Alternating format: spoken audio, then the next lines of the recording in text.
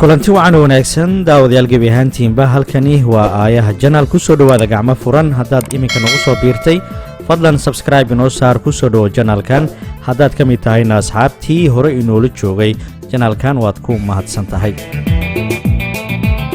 warbixinta aan idii hayo maanta waa warbixin xiise leh nin isagu 12 jeer ka baxsaday xabsi ku yaala dalka Senegal oo mucjiso weyn ku noqotay dadka deegaanka uu ka soo jeedo dadweynaha dalka Senegal ayaa aad u hadal hayay nin marar badan oo isxigxiga xabsi ka baxsaday xabsiga uu ku yaala dalkaasi Senegal waxaana la shaaciyay in muddo 12 jeer uu ka baxsaday xabsigaas warbaahinta dalka Senegal ayaa tabinaysay qaabka uu u baxsaday iyo bisha May in uu ka baxsaday ninkaasi ee sanadkan aynu ku guda jirno ninkani waxaa lagu magacaabaa Baye Madow Fall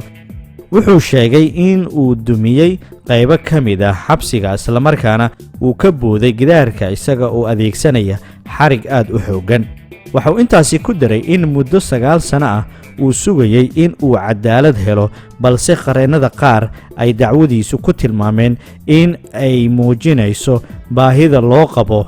in wax laga bedelo nidaamka iyo cadaaladda dalka Senegal ninkani ayaa da'diisa waxaa lagu sheegay inuu yahay 32 sano jir waxa uu isagu yahay ganacsade isla markaana hantida uu haysto waxa uu sheegtaa inuu ka dhaxlay aabihii waxa marar badan oo la dhigay xabsi waxa la geeyay xabsi lagu xidho dadka aan qaangaarka ahayn waxa inta badan loo haystay falal la xiriira in uu geystay dhacitaan iyo bob wuxuu ku adkaystay in wax rabshado ah uusan geysan sidoo kalena uunan adeegsanin wax hub ah iyo gacan ka hadal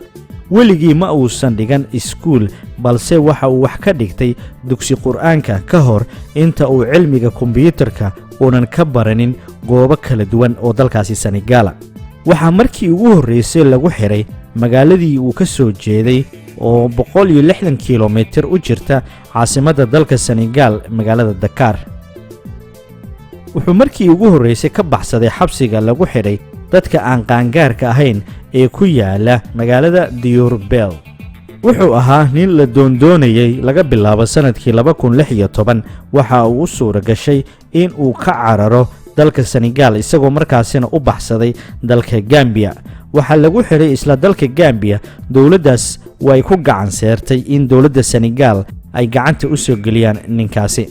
muddo 5 bilood kadib uu ku xirnaa dalka Gambia waxa mar kale lagu qabtay xadka ay wadaagaan Senegal iyo wadanka Guinea oo ay dariska yihiin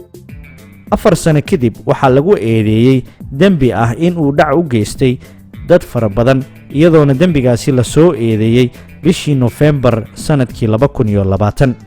wuxuu sugayay in la dhageysto kiiskiisa oo loo haysto dacwado kala duwan xilli toddobaadkii la soo dhaafay uu ka baxsaday mar kale xabsiga mas'uuliyiinta dalka Senegal ma aysan xaqiijinin in Master Baye uu 12 jeer uu ka baxsaday xabsiga balse qareenkiisii hore Abdoulaye Babou ayaa BBC-da u sheegay in ugu yaraan muddo 10 jeer uu ka baxsaday xabsiga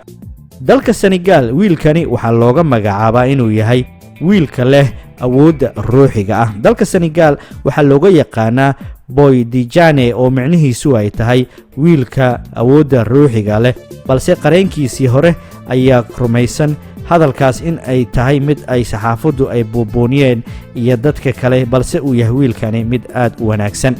warbaahinta ayaa ka dhigtay nin awood leh malahan awooddaasi qarsoodida ah waxa sii raaciyay qareenkiisii hore wuxuu intaasi ku daray qareenkiisii hore waa nin caata ah aadna u gaaban weliba xishood badan mana ahan nin tuuga oo dhacidda iyo falalka loo haysto geesan kara ayuu yiri markii ugu dambeysay uu xabsi ka baxsaday waxa uu telefishinka laga leeyahay dalka Senegal uu sheegay in sababta uu u baxsaday ay tahay in muddo dheer uu sugayay in la dhageysto kiiskiisa sida daraadeedna uu muddo 9 sano ah xabsi ku jiray isagoo sugayay cadaalad rasmi ah in laga soo gudbiyo kiiskiisa waxa uu intaasi ku sii daray in ay jirin cid ka caawisay in uu ka baxsado xabsiga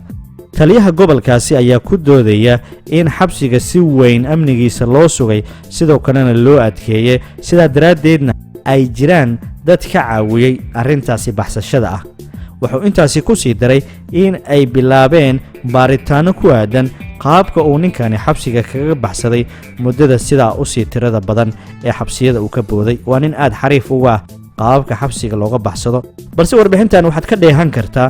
haddii muddo 9 sano ah xabsi aad ku jirtay way kuu sahlanaanaysaa inaad ka baxsatid oo waxaad kala baranaysaa meelaha uu ka daciifsan yahay xabsigaasi. warbixintanna inta ayaan ku soo koobaya, intaan ku kulmi doono warbixintan warbixinta xigta waxaan kaga tegayaa sidaa iyo nabadgelyo.